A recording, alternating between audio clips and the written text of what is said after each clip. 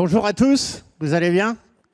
Ouais, tranquille. Je vous accueille pendant le moment de la sieste, c'est pas grave, je vais essayer de parler fort pour éviter que vous dormiez.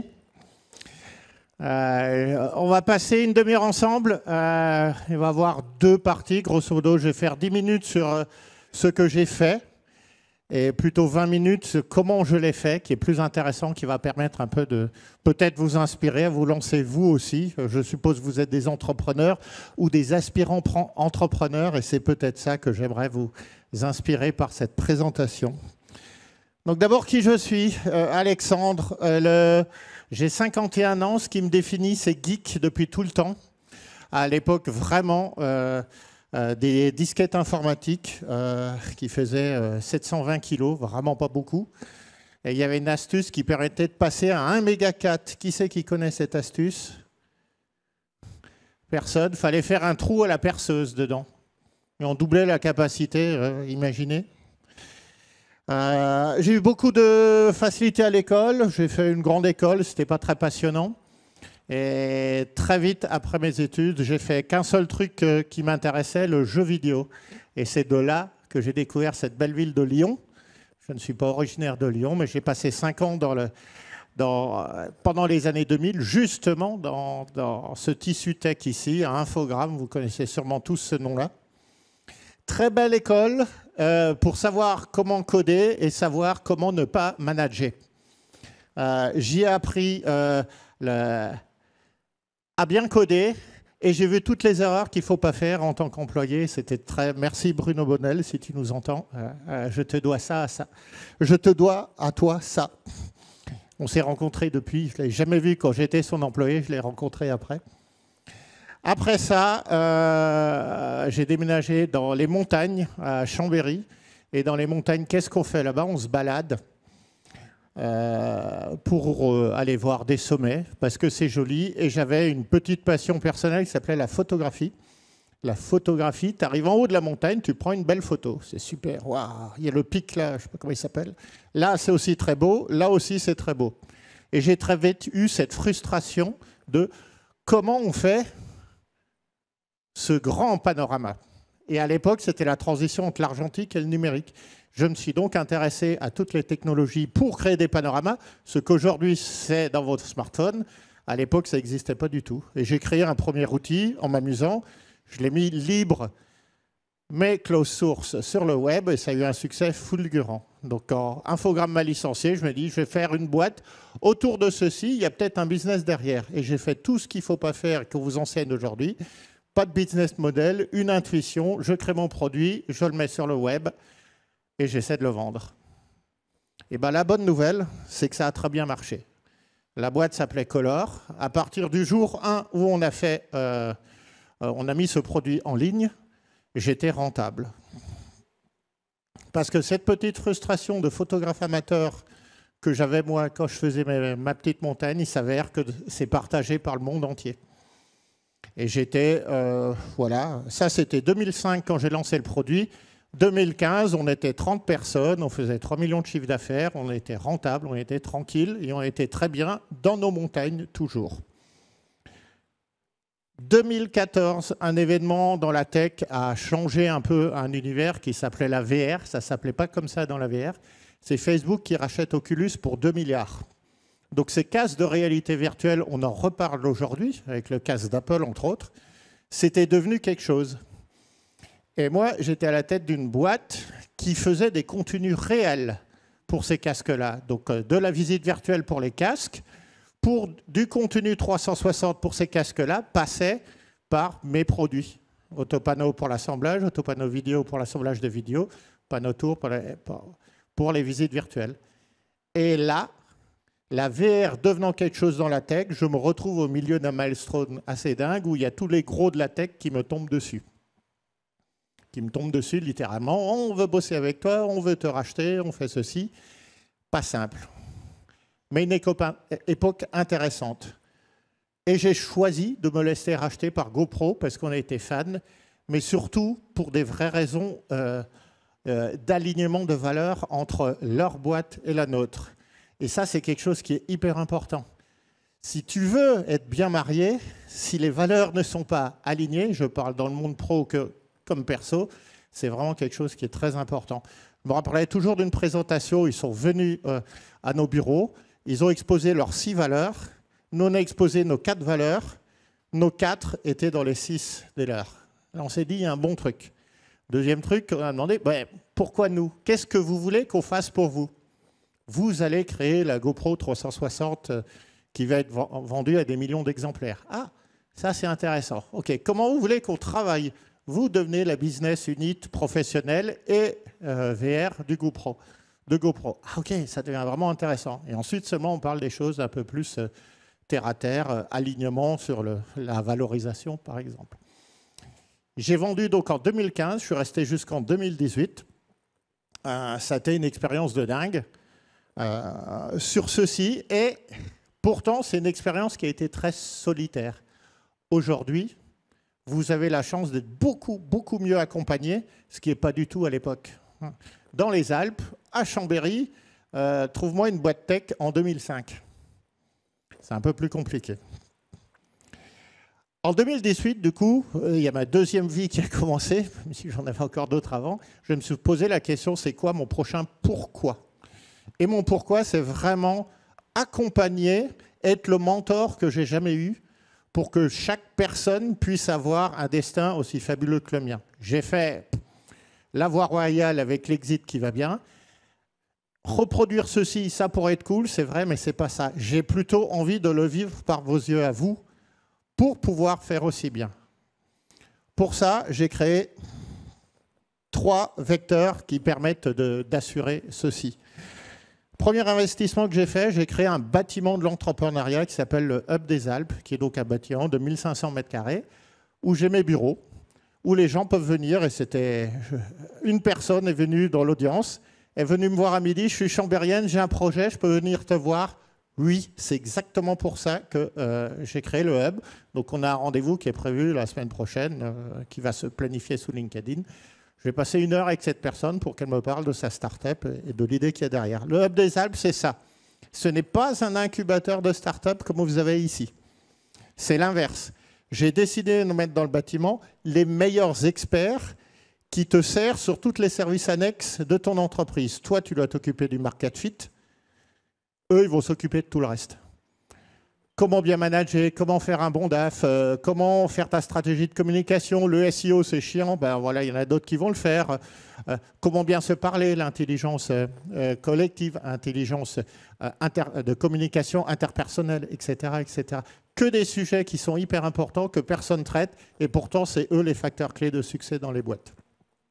Deuxième chose que j'ai fait, un fonds d'investissement. Le fonds d'investissement OVNI Capital, c'est 10 ans de mes pérégrinations entre... J'avais mon propre fonds et je mettais dans une dizaine de startups, je fais du club deal, etc. Et à un moment donné, on a industrialisé ceci et ça s'industrialise en mode on crée une société de gestion, on va chercher l'agrément AMF, on va chercher des sous chez des entrepreneurs qui ont réussi, on partage tout ça, on réinvestit dans des startups. Voilà, on est maintenant à 7 lignes dans notre portefeuille, que des très très belles lignes. Je pourrais vous passer en revue tout le portefeuille. Il y en a un qui est ici dans la salle d'ailleurs. Merci à lui. C'est génial et ça vous donne du fuel pour aller plus loin. Et ça, je suis très content aussi. Dernière chose, et j'ai beaucoup résisté. Moi, je suis amoureux des pixels. Le pixel, c'est ma vie. Que ça soit dans le jeu vidéo ou dans l'ingénierie des images par... mes produits à vendre. Donc, j'ai recréé une start-up qui s'appelle Pixel ici. On a 2 business models très simples. On a une société de service pour tous ceux qui ont un problème d'ingénierie autour de l'image. On voit de la GNI, je suis en face de Photoroom qui est dans la salle à côté, c'est génial. Bah, les ingénieurs qui sont là-bas, nous on les a en mode service et vous pouvez les avoir aussi. Tout ça pour financer notre deuxième branche, nos propres produits. Quand ils seront prêts, on les sortira. Voilà, c'est ça l'idée. Ça, c'est mon parcours. On a fini la première partie. Comment j'ai fait les choses? Et c'est ça que j'enseigne un peu. Chaque fois qu'il y a des startups qui viennent, je pose quelques questions. Et la première question, c'est « Êtes-vous prêt ?» Je vous laisse un peu réfléchir, parce que dans la question « Êtes-vous prêt ?» il y a plein de choses qui sont très, très, très importantes. Il y en a qui me disent « Ouais, j'ai un business plan sur 5 ans, c'est ceci, c'est génial. » C'est une réponse. Ce n'est pas la seule. Et Jeanne Moreau a dit quelque chose de ce truc-là. La vie, c'est ce qui vous arrive alors que vous avez planifié autre chose. Et c'est exactement ça. Donc, être prêt, ce n'est pas avoir un business plan sur 5 ans. C'est être prêt tous les jours à affronter la merde qui va te tomber dessus. C'est vraiment ceci. Et être prêt à ceci, c'est une question de confiance en soi, mais pas que. Il faut, le jour où il y a ce contrôle fiscal qui te tombe dessus, que tu te sois très, très bien entouré avec des personnes qui seront plus forts que toi sur ce sujet-là. C'est l'appel à un ami, l'appel à un collaborateur, ou la personne qui est dans la boîte qui va permettre de couvrir ce sujet que toi, tu couvres mal. Donc, je pense que êtes-vous prêt? C'est un premier truc qui est important. Dans êtes-vous prêt? Il y en a qui me répondent « Ah ouais, moi, je veux gagner plein de millions. » C'est rare, sachez-le. C'est rare. Ça ne se prévoit pas. En tout cas, dans mon cas, ça ne s'est pas prévu. Donc, c'est un marathon. Il va falloir courir un marathon. Tu ne fais pas un sprint. La réalité de ma boîte, fondée en 2005, c'est en 2011 où ça a commencé à peu près à marcher. Comment tu as tenu ces 7 ans? Et des exemples de résilience chez les entrepreneurs successful aujourd'hui, il y en a plein, mais on ne parle pas de tous ceux qui n'ont pas réussi. Donc, la question que je veux que vous vous posiez, quelles sont les raisons profondes qui font que vous allez y aller? Si tu n'as pas résolu ça, c'est que tu as déjà un petit sujet qui n'est pas très clair. La raison, à Color, je ne l'avais pas à l'époque, je ne l'avais pas conscientisé. Je voulais juste, mon truc, je veux être le meilleur dans un domaine. Voilà, le meilleur, pas le choix. Je vais être le premier, ça marche, le podium, comme les sportifs. Mon domaine, c'était la photo panoramique, les visites virtuelles, etc. Chaque fois que je sortais quelque chose, je ne me contentais pas d'être second. Il fallait être le premier. C'était mon why à l'époque. Ce n'est pas forcément le mien aujourd'hui. Deuxième conseil que je pourrais donner. Il ne faut pas que vous soyez seul. Cause d'échec numéro 1 de l'entrepreneuriat, c'est la solitude de l'entrepreneur. Et il y a plein de moyens de patcher ceci. Soit vous prenez, tu as une idée, et ben comment est-ce que tu vas t'entourer pour que la personne qui soit avec toi soit pas quelqu'un qui te ressemble, mais quelqu'un qui te complète. Et c'est souvent l'erreur que font pas mal d'entrepreneurs. Ben, la deuxième personne qui est avec toi, c'est la même école d'ingénieur. Et c'est par exemple pas l'école de commerce avec un ingénieur. C'est toujours mieux d'avoir des univers différents. Ou un homme et une femme. Différent peut être pris dans tout un paquet de dimensions. Complémentaire, c'est hyper important. Ne pas être seul, ça veut aussi dire rentrer dans des cercles qui vont te permettre de discuter de pair à pair, PAIR, avec d'autres entrepreneurs. Parce que tous les sujets que tu vas traiter en tant que patron sont toujours les mêmes. Ah, le management, ça ne marche pas, la communication en interne, cette personne, elle n'est pas alignée avec fait, on va la licencier, etc. etc.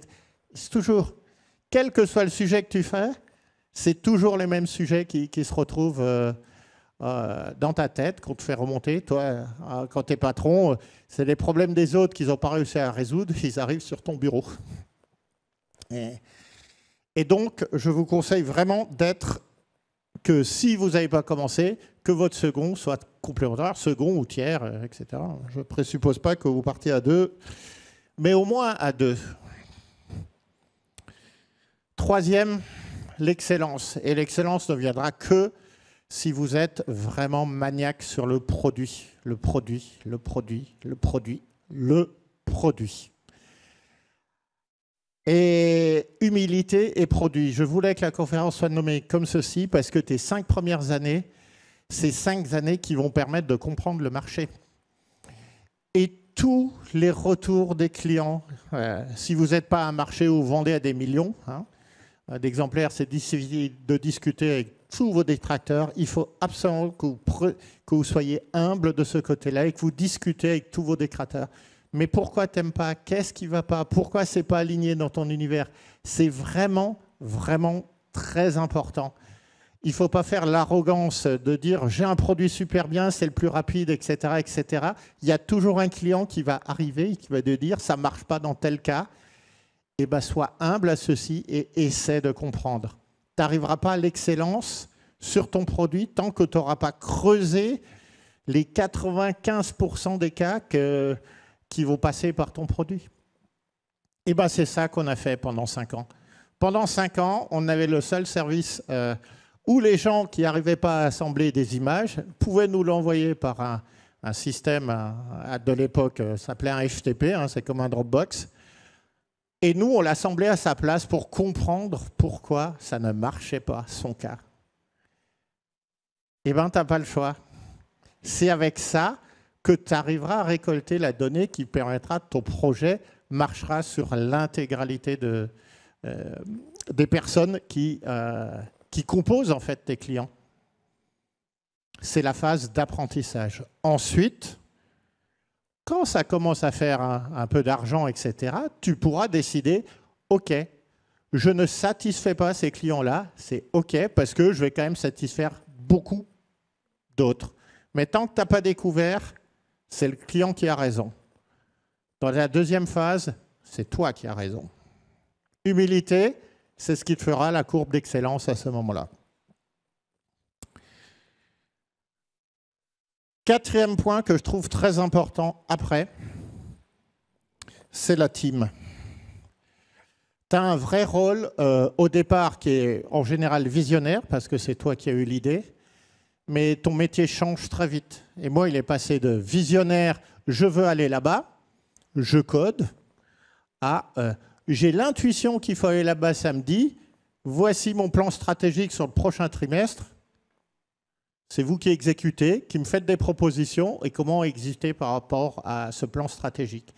Ce changement, ça peut être très blessant pour un entrepreneur. En tout cas, pour moi, arrêter le code, de ne pas coder. Je savais que c'était bon pour la personne morale, ça a été mauvais pour moi. Mais il fallait faire le côté leader pour pouvoir réussir à faire ceci. Donc, comment tu trouves des meilleurs que toi? C'est le team spirit. Un truc que je trouve que j'ai plutôt bien fait, c'est que j'avais une espèce de croyance qui était pas mal, qui est ce qu'on appelle la transparence, la dictature de la transparence. On avait un wiki en interne, aujourd'hui ça pourrait être Notion, il y avait tout écrit dans Notion, tout. Tous nos process, toute notre roadmap produit, toutes nos démos, comment on compile, quels sont les beaux restaurants du coin quand il y a quelqu'un qui venait. En fait, cette espèce de base de documents internes où ça explique tout, nos valeurs, machin, pour un onboarding d'une nouvelle personne, il arrive, il lit ceci, ça lui prend 2 jours sûrement, hein, mais il y avait tout. Et tous les lundis matins, ce rituel où il y avait voici les news du monde qui correspondent à notre univers, tous les chefs de département, voici ce qu'on a fait cette semaine, voici ce qu'il faudrait améliorer. Tout le monde passait au revenu, simple. En 3 quarts d'heure, on avait aligné toute la boîte sur toutes les news importantes sur la boîte, c'était fait. Et ça évite tout un paquet de ragots. Ça, c'est hyper important dans la team spirit. Et je partage quelque chose qui m'a beaucoup ému récemment. La boîte Color, qui a été rachetée par GoPro, a été dissoute en 2018. Mon directeur marketing Rami a dit bon, on va faire les 5 ans de la fin de Color. Il a invité tout le monde au 1er septembre de l'année dernière. 75% de la boîte sont venus, 5 ans après l'avoir quitté. C'est bien la preuve que quelque part, un esprit d'équipe était là. Ceux qui ne sont pas venus, ils n'étaient pas au courant. Il y en a même qui ont posé des congés, qui étaient dans d'autres départements, etc., qui sont venus. Simplement pour le plaisir de se revoir et de travailler ensemble. 5e, et c'est un point que je tiens absolument à rappeler et que tout le monde néglige, l'argent n'est pas gratuit. Et je tire contre ma propre paroisse en tant que fonds OVNI. Si vous pouvez avoir de l'argent des clients, eh bien, il vaut mieux le prendre au client que d'aller chercher ça chez des fonds d'investissement. Donc, votre obsession, ça doit être les marges. Et dès le jour 1, vous devez comprendre où sont vos marges. Les coûts, tout le monde les a. Charges et revenus, c'est facile. Mais où sont vos marges? Quand on fait du hardware, les marges, quand elles sont à 15%, c'est ça vraiment qui va te permettre de faire du financement. Quand tu fais du software, les marges, ça doit être 85-90%, hein, à part des coûts de licence que tu peux avoir dans tes outils, c'est ceci. Si tu ne t'occupes pas de tes marges, très vite, tu es mort avant d'avoir commencé. Ça, c'est vraiment très important. Et j'ai eu un cours récemment extrêmement pointu du CFO d'une boîte qui fait 400 millions. Les tableaux de bord pour pouvoir mesurer les 10 millions de produits qu'ils vendent sont impressionnants. Et même eux, de temps en temps, ils ont eu des soucis sur ces tableaux de bord parce qu'il y a 2 ans, il y a eu les problèmes des prix des conteneurs qui sont passés de 2 000 le conteneur à 12 000 le conteneur, hein, où CMA, CGM s'est fait des 20 milliards juste à cause de ça, parce que le prix du transport, il n'a pas tellement augmenté. Et ben voilà, ils ont un nouveau tableau de bord qui maintenant mesure ce sujet-là. Donc les marges, c'est très important. Comment ça s'illustre dans mes différentes activités? Les 5 thèmes que je vous ai donnés. Êtes-vous prêts? Ne pas être seul, le produit, la team, les marges. Fonds d'investissement OVNI. On a cette idée de dingue, on va créer un fonds d'investissement il y a 3 ans maintenant, sur un coin de table, parce qu'on avait fait tout un paquet d'investissements, nous tout seuls. On s'est dit, ce serait quand même vachement mieux si on pouvait aller plus loin dans le tour d'investissement. Nous, on fait du seed, donc on intervient très tôt, ou du pré-seed, plutôt pré-seed, on voulait faire du seed. Il faut avoir un fonds qui est beaucoup plus gros, qui va permettre de remettre 1 ou 2 millions pour pouvoir accompagner au prochain tour. Et on était un peu frustrés qu'on se faisait prendre le 2e tour, mais nous, on avait un fonds que pour faire du pré-seed. Et on se met sur la coin de table, on se dit, ça serait quand même bien de faire un vrai fonds au départ. Et ben, on a commencé par alignement. Pourquoi chacun de nous décide de faire ça? Est-ce que tu es prêt à consacrer 10 ans de ta vie pour réussir un fonds d'investissement? Est-ce que vous vous êtes posé cette question, vous? Êtes-vous prêt à durer 10 ans dans une boîte pour la mener au succès? Le succès, c'est à ce moment-là. Il ne faut pas s'entêter, hein, je ne dis pas ça, parce qu'il y a des marchés qui n'existent pas, il y en a qui s'entêtent. Mais pour réussir, c'est ce temps-là qu'il faut. Deuxième chose, c'était ne pas être seul. Eh bien, au OVNI, on n'est pas parti seul. On est parti avec une vraie team. 8 personnes complémentaires, pointues, expertes chacun dans leur domaine, avec leur vrai truc. Et on s'aligne. Le produit, c'est quoi ensuite? On est un fonds d'investissement. Il y a des verticales qui sont bien. Mais nous, notre unicité, déjà un nom de fou, OVNI, qui c'est qui a dit on est des aliens un peu, versus des noms qui sont un peu plus quelconques. Et notre unicité, c'est vraiment, comme on est des entrepreneurs, on peut détecter très tôt quand il y a des vrais triptyques, des teams, des techs et un marché très impressionnant. Pas mal de fonds arrivent sur l'étape d'après, quand tu as 3 exercices, tu as 3 résultats financiers, c'est quand même plus simple pour prévoir le 4e. Nous, on est avant parce qu'on est des entrepreneurs. La team, j'en ai un peu parlé aussi. Et les marges, eh bien évidemment qu'on a des beaux Excel pour pouvoir mesurer tout ça d'un point de vue financier. C'est exactement la même approche que j'ai fait pour Pixfield. Pixfield, cette boîte, elle est arrivée après Color. Après Color, comme je suis quand même pas mal connu dans le monde sur le sujet VR, mais aussi logiciel d'image, le marché est revenu vers moi en mode hey, Alexandre, tu pourrais pas nous faire tel produit, tu pourrais pas nous faire tel produit, etc. Donc, une fois ça va, deuxième fois ça va. J'ai dit pourquoi je retourne dans les pixels, j'ai déjà fait ce chemin, j'ai pas envie de le faire. Mais le marché te revient régulièrement vers toi. Et je me dis, ah ok, bon, je vais essayer un petit truc. J'avais plus le niveau pour coder, donc je suis allé voir 2 anciens salariés qui étaient chez moi, qui étaient dans une start-up. Cette start-up allait mal. Je dis, bah écoute, pour injecter des sous dans la start-up, tu vas me donner des semaines de ces gens-là. et je vais vendre ces prestations à ces clients. Donc ça a commencé un premier client, un deuxième client, un troisième client. La start-up tombe, les 2 salariés deviennent libres, et là, on fait quelque chose, je pense, assez unique. On dit, est-ce qu'on va créer la boîte ou pas? Et j'ai fait appel à une personne extérieure pour faire cet alignement. Qu'est-ce que tu veux vraiment faire de ta vie? Quelles doivent être les valeurs dans la boîte? Pas tes valeurs à toi. C'est souvent ce que les gens y confondent. Ce n'est pas tes valeurs que tu veux, toi, c'est les valeurs que doit avoir la boîte pour qu'elle réussisse. Tu en injectes une partie des tiennes, mais pas toujours. Donc j'ai fait appel à quelqu'un d'extérieur qui nous a posé tout un paquet de questions, qui a aligné les univers des 3 fondateurs, moi et 2 autres, Renan et Thomas, qui nous a permis de dire quelques jours après, est-ce qu'on y va? On n'y va pas. On a voté, mais on était alignés. Et on a fait la boîte, non pas une boîte pour aller très vite, très loin, très fort, encore conquérir le monde, mais plutôt une boîte qui va rester à un certain niveau, qui fait que des choses super cool. Le côté cool était très important et qui nous permet de vivre dans nos montagnes. Et c'est aussi ça, par exemple, une valeur de boîte. Pixfield, qu'est-ce qu'on fait? Donc on était prêt, on a validé, on a fait le go, on a enclenché, et hop, on commence à vendre de la prestation.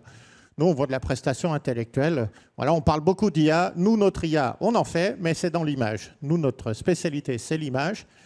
Donc, de construire des digues ou faire des télescopes qui vont dans le spatial, ou les robots, comment ils naviguent dans l'espace. Tout ceci demande de la vision par ordinateur. C'est un peu notre expertise.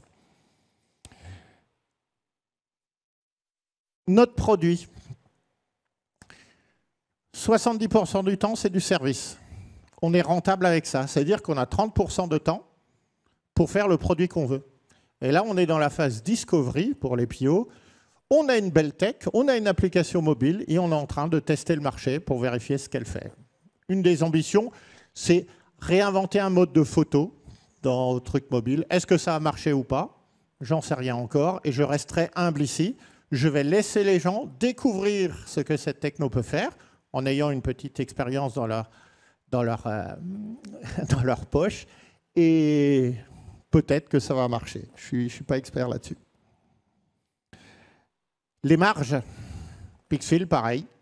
Le business model complet a été posé pour que 70% de services fait que voilà, on a le salaire de tout le monde qui est payé, les loyers de tout le monde, on peut investir un peu dans les ordinateurs, on a 30% de temps libre pour bosser ce qu'on veut. On l'a pensé dans ce sens-là, n'oubliez pas. Un petit point sur le sens, toujours. Il y a différentes façons de créer des boîtes. On a beaucoup étudié la COP. Ça se fait pas mal maintenant dans les sujets collectifs de développement, par exemple, ou collectifs de graphique. Nous, on a pris tout l'esprit de la COP et quand même en SAS. Donc, on n'a pas le côté fiscal qui est intéressant. Par contre, dans nos statuts sont déjà écrits toute la redistribution, quand il y aura des bénéfices, à tous les salaires, tous les employés. C'est hyper important de faire ceci parce qu'actuellement, le manque de sens dans pas mal de grosses boîtes vient du fait que la gouvernance et l'opacité au cours du côté du sujet financier est malheureusement trop criarde. On a aligné tout le monde avec ceci pour être sûr que ça corresponde aussi à votre volonté long terme de faire un peu de cash. Il n'y a pas de raison de faire un peu de cash aussi. Dernier exemple que je voulais faire, il me reste 2 minutes et je fais très très vite, c'est le Hub des Alpes. Donc j'en ai parlé de ce bâtiment de l'entrepreneuriat. J'ai mis vraiment 4 ans à vraiment craquer ce truc-là pour qu'un collectif d'indépendants travaille ensemble à destination de la même cible, les entreprises. Donc c'est que des experts. On prend Justine, par exemple, spécialiste de la communication interpersonnelle, comment se dire les choses, ne pas rentrer dans le cercle de triangle de Karpman, pardon, c'est un triangle. Si vous ne le connaissez pas, je vous conseille de l'étudier. Comment toutes ces personnes discutent ensemble? Eh bien, ce dosage, c'est quand même très très fin, parce que ce n'est pas les mêmes boîtes, c'est qu'un même lieu. Eh bien, on a collectivement décrit Voici la mission du Hub.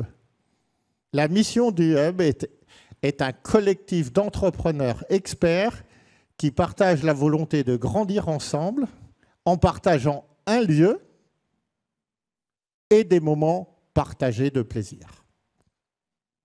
C'est peut-être ça, la nouvelle façon de penser ce que j'appelle les prochains collectifs de demain. Très souvent, les gens se monofocalisent une boîte, une mission, etc. Et ben, c'est une DRH d'une grosse boîte externe qui m'a dit « C'est dingue, au Hub, on voit des tas de gens de boîtes différents et pourtant ils parlent comme un ». Je crois beaucoup aux freelances qui sont dans des collectifs qui les unifient. C'est peut-être ça le prochain marché du travail. Voilà, je voulais aussi donner ceci et je vais arriver à l'heure avec 20 secondes d'avance. Comme on a commencé avec 5 minutes de retard, je vais m'arrêter là. Merci. J'espère que je vous ai inspiré.